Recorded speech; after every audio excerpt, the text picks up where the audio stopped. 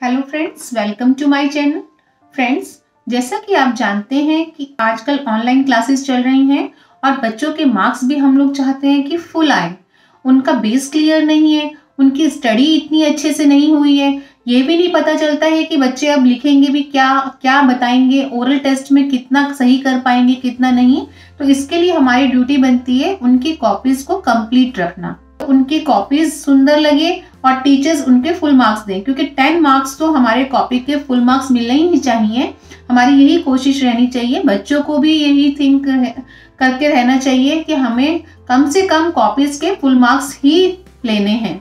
तो किस तरह से लें, चलिए मैं आपको वो दिखाती हूँ। यहाँ पर मेरे पास कुछ बच्चों की कॉपीज आई हुई हैं, मैं उनको आपको दिखाती हूँ कि उन्होंने किस किस तरह से अपनी कॉपीज को मेंटेन करके रखा हुआ है।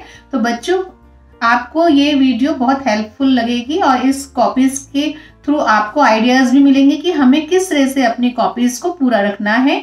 जो भी टीचर्स क्लास में करा रही हैं उसको ध्यान से सुनकर और उन टॉपिक्स को साथ साथ अपना राइट करके और अपनी कॉपीज को पूरा करिए। बच्चे की कॉपी है, इसने पहले फ्रंट पेज पे कितना अच्छा ड्रॉ करके कितना बढ़िया से लिख रखा है। इसने देखिए फ्रंट पेज पे पहले अपना नाम, विषय, कक्षा और अध्यापिका का नाम, उसके बाद तो उसने सारे ब वाले लिख रखे हैं।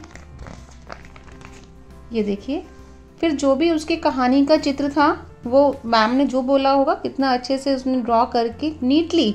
मेन हमें ध्यान रखना है नीट वर्क का, क्योंकि जितना हमारा नीट वर्क होगा उतनी ही देखने में हमारी कॉपी सुंदर लगेंगी। या बच्चों, आपको इन सब बातों का बहुत ध्यान रखना है। प्रश्न उत्तर उसके बाद अंडरलाइन करेंगे तो और भी सुंदर लगेगा।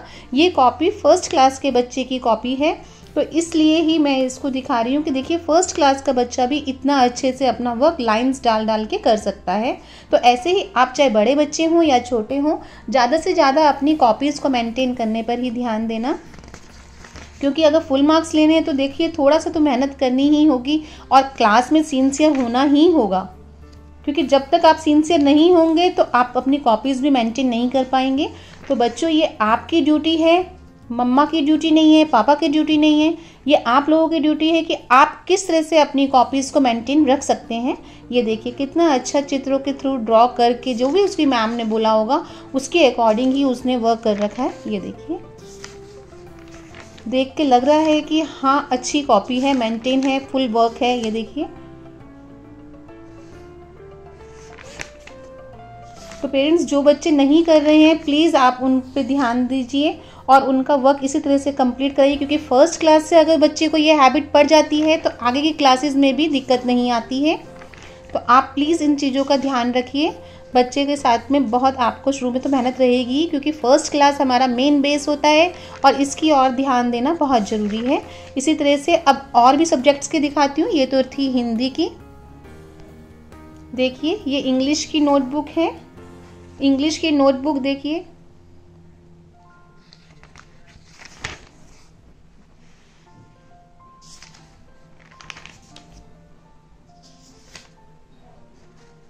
SH, CH, BR इनके वर्ड्स हैं, ब्लेंडिंग वर्ड्स, ER, OU, इस तरह से देखिए ऐसे लाइंस वगैरह अपना अगर ढंग से मार्जिन लेके अगर करते हैं तो हमारी कॉपीज़ अपने आप में ही नीट दिखना स्टार्ट हो जाती हैं।